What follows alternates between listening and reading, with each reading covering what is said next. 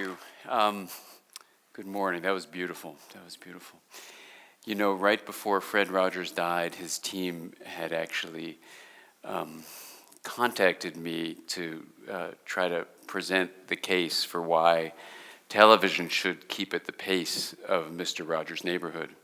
And so we were about to plan that whole thing, and then he passed away. But it was an amazing thing to think about the generations of people that have learned to understand their feelings, to make them mentionable and manageable. And what I'm going to talk to you about today is about how schools can combine with technology in the way of promoting self-regulation. So I'm going to do this with no slides, but with one model of the brain. So if you reach under your chairs, and glued underneath there, you'll find, if you reach in there, pull out your hand and take your hand model there and put your thumb in the middle and put your fingers over the top. And this is a very, my daughter never wants me to say this, but a handy model of the brain. And it's oriented like this. And we're going to talk about the connection among three things. We're going to talk about this brain that's in your head that has the face over here and has the top of the brain, the lower parts of the brain. The part of the brain connected to the whole body comes through the spinal cord, in addition to some other ways. And so this brain sits in your body, and we're talking about the brain and the body. We're going to also talk about the mind, which is different from the brain. And we're going to talk about the mind and its connection to the brain and the body. And then we're going to talk about a third thing, which is we're going to talk about relationships. So those three things are what we're going to cover today. We're talking about relationships, the mind, and the brain. Now, when you really think about this for a while, you can come up with some fascinating ways where you can understand how, for example, Mr. Rogers' television show, experienced by a young child within a family setting, could actually promote something called self-regulation. And so we're going to have to talk about what is regulation, and we're going to even have to address the question of what is the self. So for me, whenever we use a word, we need to make sure we understand what we mean by it, so when we have a shared understanding, we can do something about it.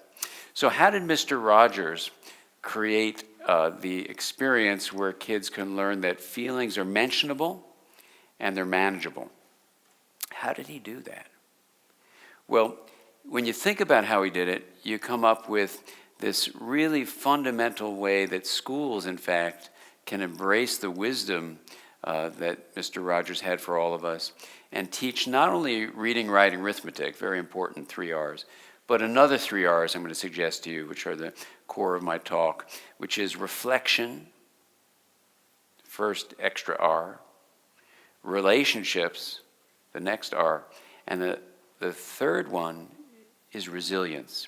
Because when you build a certain kind of approach to reflection, kids actually develop the capacity to mention their feelings and to then be able to manage them. Exactly what Mr. Rogers said we ought to be able to do. And that's the basis of emotional intelligence, actually.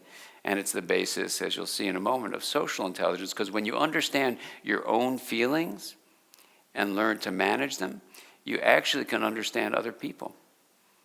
It's actually incredible. So this reflective ability is something schools can teach. That's the next R. What about relationships? Well, we're going to see that this brain we're going to get into in a moment has the capacity to make relationships work really well, and people actually thrive and feel good about themselves and good about others.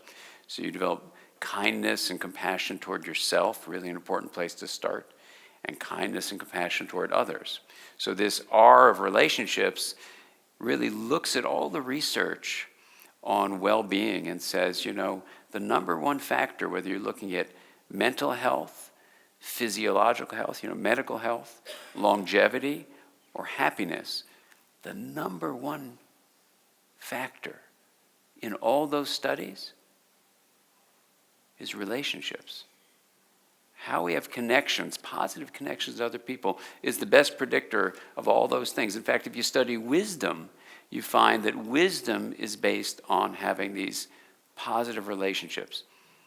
And you probably have heard these amazing studies which show that when you are given, let's say, $20, and you're asked to either spend it on yourself or give it in the service of someone else, gift it to someone else, the circuits in your brain that show you did the right thing, these reward circuits driven by a transmitter called dopamine, they get active when you give to someone else, which goes along with the study that when you give in service of other people, you actually are happier yourself.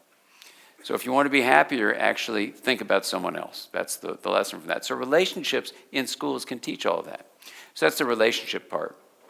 And now the resilience we're going to get into when we talk about the brain. But let's take our hand model out and let's look at it. Now, I'm going to watch my watch because part of how I'm going to manage myself is time. So I think I've been going for, I would guess, 5 minutes, but I need my timer to tell me. There's my timer right there. Beautiful. I guessed it right. So we're going to do this hand model of the brain, and I'm going to teach you all how to do this. And this is something that in schools that I work with, we teach kids starting in kindergarten about this hand model of the brain. And you're going to see that it can be very useful to do. And when kids get towards adolescence, the brain changes a lot. They really need to know about their brain. So let's take the hand model out and put your thumb in the middle and curl your fingers over the top. So this is the orientation of the brain. And let's do the parts. And let's think about the question as we get into these brain parts. Why, if we're talking about self-regulation, would we care about the parts of the brain? And what does a relationship have to do with the brain anyway? And if self-regulation is really a mental function, because the self is really a part of your mind, then is the mind just the brain? Or is it something else? So these are the kinds of things we need to really think deeply about. And in the world I work in, it's called interpersonal neurobiology. We actually deeply dive into these scientific questions by combining all the fields of science that exist into one perspective. So it's called interpersonal neurobiology. And the brain is a good place to start looking at this because, believe it or not, it's actually the simplest of all that stuff. So let's go through it. First, you have the spinal cord. And this is basically a collection of cells, neurons, that allow energy and information to flow from the body itself with signals coming up. The spinal cord and also a nerve called the vagus nerve, they all bring stuff from the body up into the skull part of the nervous system. Some people call it the head brain, some people just call it the brain. But actually you have a brain around your heart and you have a brain around your intestine. So the word brain, when I use it, means the whole body and how it processes information through the flow of energy. That's basically the biological understanding of what we mean by the nervous system. But the head brain is what we're going to focus on now because it's really the most studied of all these brain parts. So when you get up into the head part of the brain, if you lift up your fingers and lift up your thumb, you arrive at the first part of the nervous system. First in the sense that it's the deepest.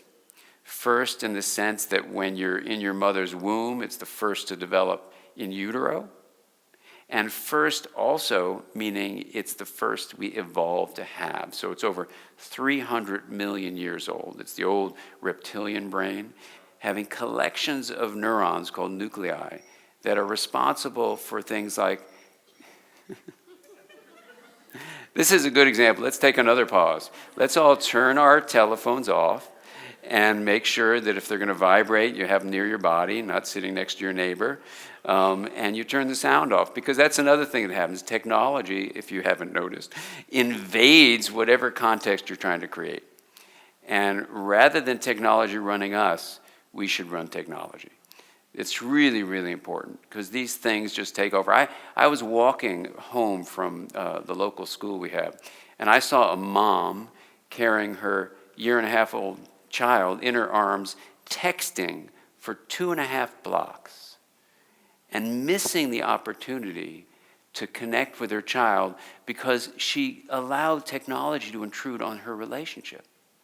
And you probably know from the studies at the University of Washington by Andy Meltzoff and Patricia Kuehl that the technology called Baby, it doesn't even matter what it's called. It was a technology that said you can have your child develop faster in her brain in language if you show these videos.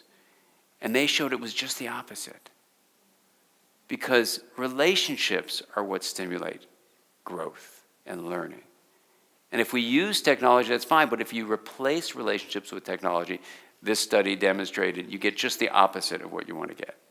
So we have to actually be present fully and check out what's happening in the environment and not pollute it with technology or not pollute it with actual chemical pollutants too. So now we're in the brainstem. Now the brainstem is going to keep us awake and alert, so it has those nuclei that do that. The brainstem's also going to have the fight, flight, freeze reaction. And so when you have a lot of competing things going on, you can have a very agitated, fearful reaction to that, like it's threatening, or you can have a fight reaction to that, or you can freeze. There's even a fourth option, which is total collapse. That has its advantages in lots of different ways, depending on the situation. But that's what the brainstem's all about, very old impulses that are created. Now, if you put your thumb over the top, this is the part of the brain. We'd have two thumbs for it to be ideal, but most of us just have one thumb. This is, I say that because I once gave this lecture, and I didn't give that exception. And someone said, I went to a gas station, someone had two thumbs. And so we want to honor that. So most of us have one. It's the left and right side once you get up there. This is the limbic area. It developed 200 million years ago. And it also is the second area to begin developing in utero. And so that goes like this. So to demonstrate how this works up, Lewis, why don't you come up? I'm going to invite a 13-year-old boy who's going to present to you later on. Lewis, come on, say hi to everybody. Come on and say hi, step on our little red carpet. Thanks, Lewis. So have I talked to you about the brain before? No. So I'm going to teach you a little bit about the brain, and because I want to show that, Lewis is very bright, but you can teach this to 13-year-olds whose brains are also changing. So let's do the hand model. Very good. So here's what happens, Lewis. This limbic area helps you work with the brainstem to create your emotions. It actually works closely with other areas to create various forms of memory. And do you feel close to your mom? Yeah. Yeah, great. So this is the part that lets you feel connected to her. Okay? Now, put your fingers over the top like that, right? Now, this is a part that actually is going to grow once you come out of your mom's belly, out of her womb, right? And this is a part that's very much shaped by the experiences you have. Yeah. And this is called the cortex. It's the outer bark of the brain. So the back here, turn your head sideways. We use a demo right there. So this is the back part of the brain like that. And so the back part of your brain in general represents the outside world. It has all sorts of layers to it. It makes maps of the outside world. Very good. And then you are one handsome guy. So this front part of the brain here is called your frontal cortex. It allows you to think and reflect. And so when we talk about reflections, this is the part of the brain that actually lets you be able to manage and mention your emotions. Isn't that cool? That's really cool. So the kinds of things that you do in your mental life, like the mind basically is, when you are playing a game and you feel excited? Mm-hmm. That sensation you call subjective experience. And that's a part of what the mind is. Do you notice sometimes you can be aware of some things and sometimes you're not aware of things? Yeah, so awareness is also part of what the mind does. But a third thing that the mind does is it helps regulate how all this information flow is happening in your awareness, in your subjective experience, and even in how you communicate to other people. So the reason we're talking about reflection, when you look inward, what I call time in, develops this part of the brain. Now, take a look at these two middle fingernails there. This is part of an area called the prefrontal cortex. Look at me. It's right behind your forehead, right there. And notice, lift up your finger and put it back down. What do you notice is kind of unique about the anatomical position of these two middle fingernails? It's right under the thumb. Exactly. So it's right under the thumb, and this is the part of your brain that actually allows the cortex to go to that thumb area called the limbic area. And notice, is it also near your palm? Yeah, so it also connects to the brainstem. It takes information from the body too. So it comes up your spinal cord, up your brainstem, to your limbic area, especially on your right side of your brain, and goes right to that area. Now here's the cool thing. Watch me.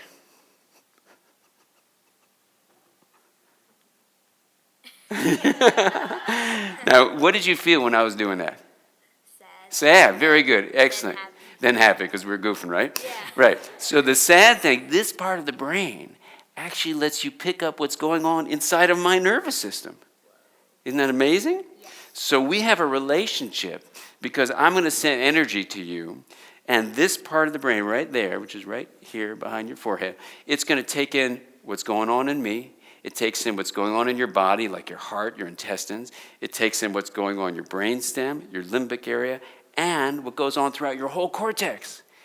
And it takes these separate things and it pulls them together.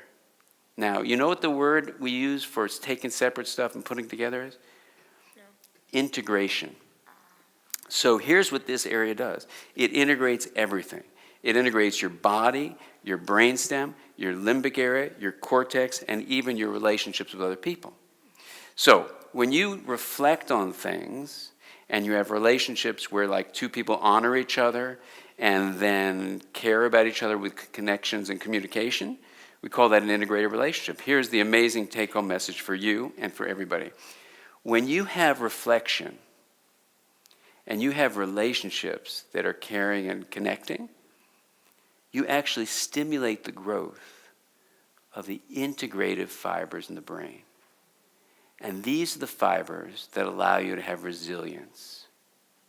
And so the key to this whole thing is, I know you have been experiencing video games, right? Oh, yeah. And you've learned, watch this, this part of the brain allows you to be regulating your impulses. Does that sound familiar? Controlling your impulses?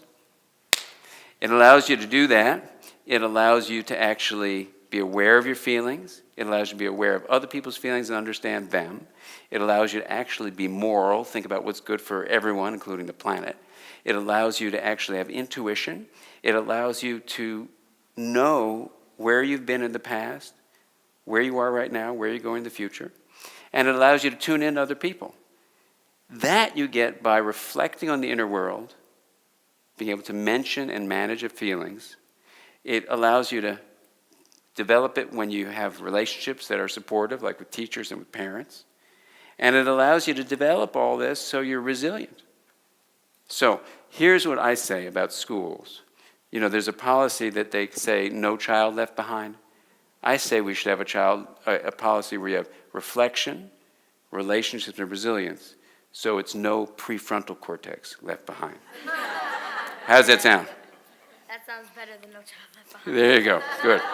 Thank you very much. Thank you so much. You are so cool. You too, man.